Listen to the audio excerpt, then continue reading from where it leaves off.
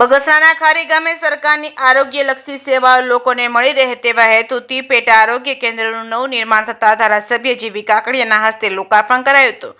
ગામના લોકો સહિત આરોગ્ય અધિકારીઓ પદાધિકારીઓ ઉપસ્થિત રહ્યા હતા। ધારાસભ્ય દ્વારા પેટા આરોગ્ય કેન્દ્રને રિબિન કાપી ખુલ્લું મૂકવામાં આવ્યું છે। રાજ્ય સરકાર દ્વારા છેવાડાના લોકો આરોગ્યની સારી સુખાકારી સેવાઓ મળી રહે તેવા હેતુથી વિવિધ અમરેલી જિલ્લાના ગ્રામ્ય વિસ્તારમાં પેટા આરોગ્ય કેન્દ્રનું નવું નિર્માણ થઈ રહ્યું છે। ત્યારે બગસરા તાલુકાના ખારી ગામે સરકાર દ્વારા અદ્યતન પેટા આરોગ્ય કેન્દ્રનું નવું બિલ્ડિંગ તૈયાર થતા ધારી બગસરા ખાંભાના ધારાસભ્ય જીવી કાકડિયાના વરદ હસ્તે લોકાર્પણ કરવામાં આવ્યું છે।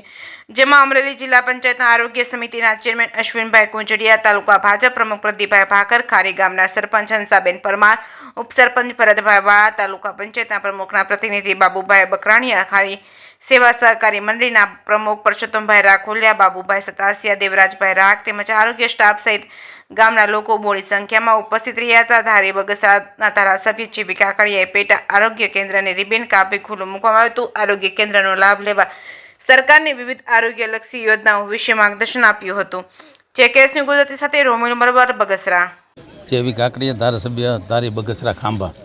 આજે ખારી પેટા આરોગ્ય કેન્દ્રનું જે લોકાર્પણ હતું આજે એ કાર્યક્રમ આજે બધા પાર્ટીના આગેવાનો માનનીય પ્રદીપભાઈ ભાકર સહિતના તાલુકા પંચાયતના પ્રમુખશ્રી અને ભાજપના તમામ હોદ્દેદારો અને ગામના સરપંચશ્રી અને ગામના આગેવાનોને સાથે રાખી આજે પેટા આરોગ્ય કેન્દ્રનો શુભારંભ કર્યો છે।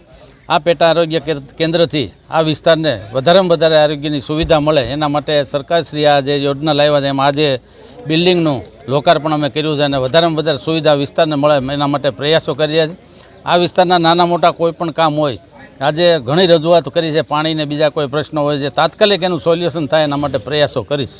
ખાસ કરીને અહીં આરોગ્ય કેન્દ્રમાં કઈ કઈ સુવિધાઓ ઉપલબ્ધ થશે?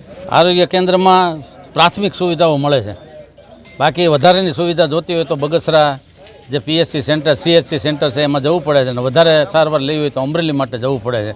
તો આજે બગસરામાં જે CHC જે આપણે કેન્દ્ર છે એને રેફરલ હોસ્પિટલ બનાવવા માટે આપણે પ્રયાસો કરી રહ્યા છીએ।